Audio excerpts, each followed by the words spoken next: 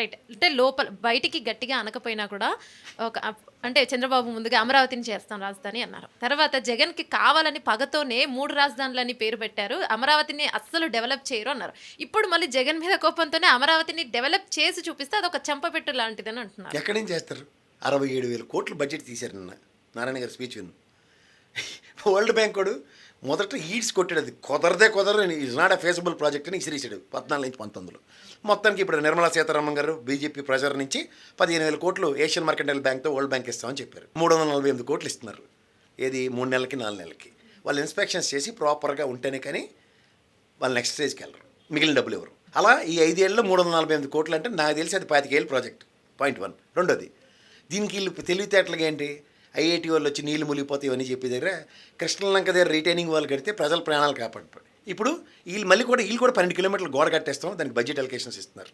దేనికి? అలా మూలికల రాజుది, బీజేపీ రాజు గారిది, ఈ లింగంనాయుడు గెస్ట్ హౌస్లో పరిరక్షించడానికి. అంటే నీళ్ళు కృష్ణానది నుంచి అవతలు రాకుండా ఓవర్ హెడ్ ట్యాంక్ కట్టినట్టు కడుతున్నారు. వీళ్ళు తెలివితేటలన్నీ గమనించుకొని ఉంటారు. వాళ్ళు ప్రకృతిని ఎవరిని ఆపగలిగారు. 11 లక్షల క్యూసెక్లు మన కృష్ణానదికి వస్తుందని ఎవరు ఊహించడే? జరిగేది జరగమాదు. ఇవాళ మీరు అమరావతి అని టార్గెట్ పెట్టుకుంటారు ఫ్లోర్ ఆఫ్ ద హౌస్లో. మరి వైజాగ్ని ఆర్థిక రాజధాని అని మీరు ఎందుకు చెప్పారు? ఇంగ్లీష్లో చెప్పారు ఫైనాన్షియల్ క్యాపిటల్. అంటే ఇది ఓదరగొట్టిన సార్ అంత నిజమేనండి, బాగుంది అక్కడ కెపాసిటీ ఫీజిబిలిటీ. ఎందుకు పెట్టరు అక్కడ చెప్పు రాజధాని? 1419లోనే ఎందుకు చేసుకోలేపారు? నేవల్ బేస్ అమ్మ అది, మన ఇండియన్ హెడ్ క్వార్టర్స్. అది నేవల్ బేస్కి ఇండియన్ హెడ్ క్వార్టర్స్. అక్కడ తీసుకెళ్ళి రాష్ట్ర స్థావరాల్లో ఎల్లయ్య పొల్లయ్య గారిని అందరికీ యాక్సెస్ ఇస్తే సచివాలయంలోనూ అలాంటి దగ్గర కొన్ని కారణాలతో కొన్ని సబ్జుడీస్ ఉంటాయి, అవి మనం అర్థం చేసుకోవాలా. రైట్. ఇక్కడ మన అమరావతి రైతులు చేసిన ధర్నా కావచ్చు, ఆశా వర్కర్లు చేసిన ధర్నా కావచ్చు, అవన్నీ ఎన్నికలకు ముందు జరుగుతున్నా కూడా ఈ విషయాన్ని కూడా ఈ ఓట్లు మిస్ అవుతాయని కూడా ఎందుకు గమనించలేకపోయారు అన్న ప్రశ్న కూడా మొదలవుతుంది. కృష్ణా గోదావరి జిల్లాలు అన్నవి ఒక పెట్టింది పేరు. గుంటూరు, కృష్ణా అండ్ ఉభయ గోదావరి జిల్లాలో మడత పెడితే వాళ్ళే మడత కాజాలు తయారు చేయగలరు, వాళ్ళే పూతరేకులు చేసి బ్యాచ్ వాళ్ళు తలుచుకుంటే ఎలక్షన్ ఎప్పుడూ ఒకలాగే ఉంటుంది, వారు వన్ సైడే ఉంటుంది. అది గతంలో తలుచుకున్నారు జగన్మోహన్ రెడ్డికి, ఈసారి తలుచుకున్నారు కూటమికి.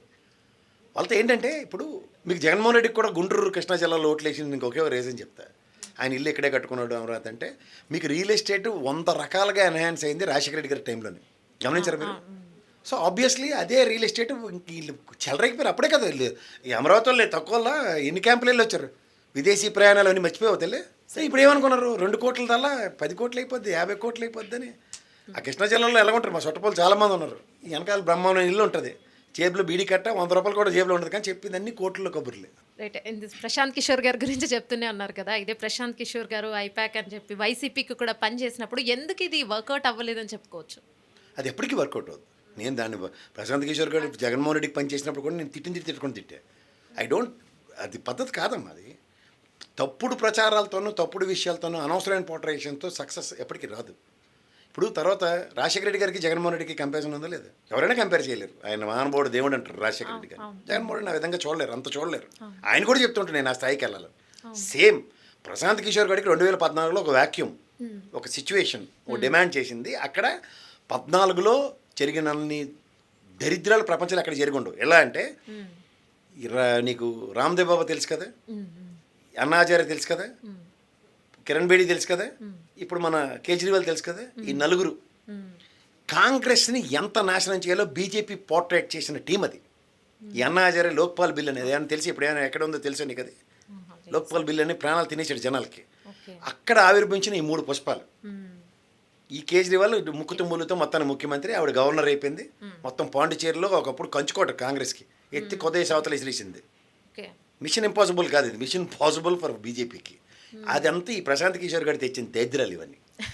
ఇప్పుడు కేజ్రీవాల్ గారు చూడు ఆట అయిపోయింది, సీట్ సిరిగిపోయింది. ఇంకా బీజేపీ కావాల్సినంత పిప్పి చేసి చెరుకు పిప్పి అయిపోయింది, ఇంకా అక్కర్లేక. ఎందుకు? ఇప్పుడు వాళ్ళకే మేకే కుదిరాడు. గుజరాత్లో కాంగ్రెస్ని చీవురు పెట్టి తిరిచేసాడు, నేనున్నాను ఎక్కడైనా నాగార్జునలో నిలబడ్డాడు. వాళ్ళకి అది నచ్చదు. సెకండ్ ఆల్టర్నేటివ్ ఎప్పుడైతే క్రియేట్ అవుతూ ఉంటుందో, ఓ పక్క చూడు నిన్నటిదాకా కాంగ్రెస్ సన్నిధానం నుండి ఛత్తీస్గఢ్, హర్యానా ఇవన్నీ పుట్టిముంచాడు రాహుల్ గాంధీని అమాయకుడిని చేసి. ఈ స్ట్రాటజీస్ అన్నిటికీ 2014లో నరేంద్ర మోడీకి 3 డైమెన్షన్స్లో చూపించాడు మనకి. ఇంత గుడ్డిగా ఎందుకు నమ్ముతున్నారు ప్రశాంత్ కిషోర్? ఎవరు అంటే ప్రతి దగ్గర కూడా ప్రశాంత్ కిషోర్ స్ట్రాటజీలో వర్క్ చేస్తాయని అదే చెప్తున్నానమ్మా. నీకు 2014లో వర్క్ అయిన తర్వాత అలా చెట్టుకి చూడు కాయలు అయిపోయిన తర్వాత లాస్ట్కి వచ్చి కుక్కమూత పిందిలే. ప్రతిసారి ఒక్కటే స్ట్రాటజీ పనిచేస్తుందని నమ్మకం పెట్టుకో. అదే చెప్తున్నాను, వెస్ట్ బెంగాల్ సక్సెస్ అయింది. తదనంతరం వాడికి ఇంక తెలిసిపోయింది నాతో కొత్తదని, దుకాణం మూసేసి రాజకీయ పార్టీ అన్నాడు. బీహార్ వాళ్ళు చూపించారు సినిమా. ఇక్కడ ఏమైంది, అదేంటి తని తగిలేసి తొట్టి గ్యాంగ్ బ్యాచ్ ఉంది ఆ తెలుగుదేశానికి, రాబిన్ శర్మ ఏం లెట్ సెల్లా. నేను ఆయన క్రిటిసైజ్ చేసినట్టు ఎవరిని చేసి ఉండు నా జీవితంలో, దమ్మిడికి పనికి రాకుండా. అలాగే ఈ ఋషిగడ్డ ఉన్న తెచ్చి వైఎస్ఆర్సీపీకి ఎక్కించారు. వీళ్ళు చేసినంత డ్యామేజ్ ఇంకెవరు చేయరు, ఎందుకంటే వాళ్ళు ద ఒరిజినల్ మొనాటమీ ఆఫ్ ప్రజాస్వామ్యాన్ని బ్రేక్ చేస్తుంటారు వాళ్ళు. పవన్ కళ్యాణ్ గారు నాగబాబు గారికి ఎందుకు ఎమ్మెల్సీ పదవి ఇవ్వాలనుకున్నారు?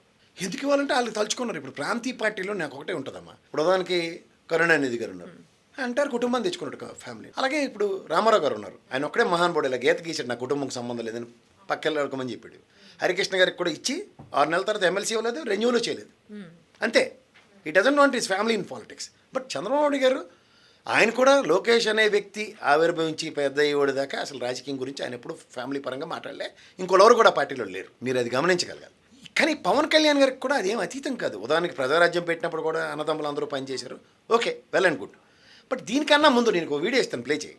కుటుంబం కోసం, కులం కోసం నేను ఎవరిని పెట్టలేదు, మా వాళ్ళు ఎవరికి ఎంటర్టైన్ చేయను, నాకు క్షేత్రస్థాయి నుంచి రిక్షావాడు రాజకీయ నాయకుడు అవ్వాలి, ఇలాంటి ప్రవచనాలు అన్నీ చెప్పి లాస్ట్కేమో నాగబాబు నా గురువు, ఈయన లేకపోతే నాకు లేదని తోడు నడడం. వీళ్ళందరూ ప్రజారాజ్యం పార్టీని కాంగ్రెస్లో విలీనం చేశారు. వీళ్ళు ఎప్పుడు రాజీనామా చేసి బయటకు వచ్చారు చెప్పను సరే. ఇవాళ మీరు క్షేత్రస్థాయిలో పనిచేసిన వాళ్ళని ఐడెంటిఫై చేసి నేను రాజకీయంగా వాళ్ళకి సముచిత స్థానం ఇస్తానని చెప్పిన పవన్ కళ్యాణ్ గారు ప్రాంతీయ పార్టీ చేస్తున్నట్టుగా చెప్తే మీరు ఎందుకు ఈ ప్రవచనాలు చెప్తారన్నది కాంట్రడిక్షన్. ప్రవచనాలు చెప్పకూడదు కదా, ప్రవచనాలు చెప్పి దానికి అనుకోండి. ఇప్పుడు చూపిస్తాను ఒకసారి ఆ వీడియో, ఎందుకంటే యాప్ట్గా ఉంటుంది. నాకు ఆయనకి రాఘబాబు గారికి కాకపోతే ఎవరికైనా తీసుకెళ్ళాలి, చిరంజీవి గారికి రాజ్యసభ కూడా ఇచ్చుకోమని నాకే అభ్యంతరం లేదు. బట్ వై హ్యాస్ గివెన్ ప్రవచనాలు?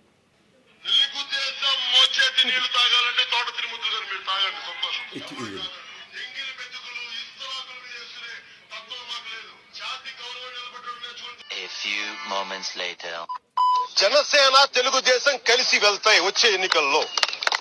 ఇది విన్నావు కదమ్మా, ఎందుకంటే ఏదైతే మాట్లాడతారో దానికి కన్సిస్టెన్సీ ఉండదు. కులాలు మతాల గురించి మాట్లాడకూడదు, మాట్లాడాడు అంతే. అదే ఆ రోజుకి ఆ రోజు, ఈరోజు ఇసుక తట్ట రేపు పేడ తట్ట టైప్లో ఎత్తుకుని వెళ్ళిపోతూ ఉంటాడు. ఆయన చెప్పిన వాటికి అందరూ వాళ్ళే పరవశించిపోతారు. ఇది విని ఇంకోటి, నా బంధువులు, నా కుటుంబంలో లేదంటే నాకు తెలిసిన 10 మందిని పెట్టుకుని నిర్మాణం జరపడం నాకు ఇస్తుంది. మీలో నుంచి ఒకడు నాయకుడు రావాలి, మీలో ఒకడు గొప్పవాడు రావాలి. మరి జనం నుంచి పుట్టాలని మరి జనసేన వాళ్ళ కోసం పని చేయాలి. నిర్మాణం ఎవరికో చేతికి ఒక వెలపడున్న డబ్బున్నోటి చేతికి నాకు పార్టీ పగ్గాలు ఇవ్వడం నాకు ఇష్టం లేదు. సామాన్యుడు రాజ్యాలు వెళ్ళాలి, సామాన్యుడి కష్టాలు తెలుసు. ఒక ఆటో డ్రైవర్ నుంచి ఒక నాయకుడు రావాలి బయటికి, అది జనసేన. దానికోసం ఏం చేస్తాం? రైట్, ఇదే సార్, ఇదే నేను. ఎందుకంటే కాపులు ఎంతమంది లేరు, కాపుల్లో ఉన్నారు తెలుగుదేశం పార్టీ నుంచి ఎప్పటి నుంచో కొణతాల గారు ఉన్నారు, ఈ బొలిశెట్టి గారు, వీళ్ళందరూ ఉన్నారు కదా. వై నాగబాబు అనేది ఇప్పుడు పెద్ద ప్రశ్న. అదే నేను చెప్తున్నానమ్మా. ఇప్పుడు శివశంకర్ గారు ఉన్నారు, ఇది సీనియర్ మ్యాన్. అలాగే బొలిశెట్టి గారు ఉన్నారు. వీళ్ళందరూ నాకు తెలిసి ఎప్పటి నుంచి నేను వాళ్ళతో ఎన్నో డిబేట్లు చేశాను, ఆర్గ్యుమెంట్లు భయంకరంగా ఉంటాయి. బట్ పార్టీ కార్డు నుంచి ఉండి వాళ్ళ స్టేచర్లకి దే డిజర్వ్ ఇట్. ఈయన చాగంటి కోటేశ్వరరావు గారి ప్రవచనాలు చెప్పి లాస్ట్కి అదే పని చేస్తానంటే ఎందుకమ్మా? నేను ఎప్పుడు ప్రాంతీయ పార్టీని మళ్ళీ క్వశ్చన్ చేయను. Yes, they definitely do for their family sake. అందుకే ప్రాంతీయ పార్టీ. ఇక్కడ కేసీఆర్ గారు ఉన్నారు, మొత్తం అంటే ఖాందాన్ ఉంది రాజకీయాల్లో, ఎవరు కాదనలేము. Because their ability, capability prove చేసుకుంటున్నారు. This is contradiction. అందుకనే నేను మొహమాటలకు నాగబాబు గారు ఓన్ డిజర్వ్. కాంగ్రెస్ నుంచి రాజీనామా ఎప్పుడు చేసి చెప్పాలని నాకు అన్నీ అవసరం లేదు. అలానే గారు వీళ్ళని చేసినట్టు వీళ్ళు కూడా ఎత్తిపోయినట్టు అందరిలోకి. పవన్ కళ్యాణ్ గారు అంటే డిస్క్రిప్షన్ ఉంది, ఇండిపెండెంట్గా ఆయన నిలబడ్డాడు, పార్టీ పెట్టుకున్నాడు, శబాష్. ఈయన మొన్న 14-19 దాకా ఎక్కడ కనబడ్డాడు, ఏదో అడపదడప ఇండిపెండెంట్గా పార్టీ నిలబడ్డ 14 నుంచి 19 నుంచి 24 మధ్యలో. 14-19 అంతా ఈయన లెగసీ ఎక్కడ ఉంది? అంటే 21కి 21 స్థానాలు గెలిచాం, మా తమ్ముడు అంటే నెక్స్ట్ సీఎం అవుతాడు అనే ఆశాభావం ఉంది. ఇక మేము ఎంకరేజ్ చేస్తే ఇంకా బాగుంటుందేమో అని చెప్పి అప్పటి నుంచి కొద్ది జోష్ పెరిగింది నాగబాబు గారిలో. క్రికెట్ మ్యాచ్లు అవుతుంటాయి, మా ఐపీఎల్ మ్యాచ్లు, చీర్ లీడర్స్ బయట నుంచి 4 కొట్టినా 6 కొట్టినా గోలాడుతుంటారు, వాళ్ళ టీంలోకి సెలెక్ట్ చేస్తారు. రైట్, అలాగే ఉంది. ఎంకరేజ్ చేస్తామని చెప్తే బయట నుంచి చేయాలి, కానీ వీళ్ళు కూడా పదవులు తీసుకుని ఎంకరేజ్మెంట్ నవ్వుతారు.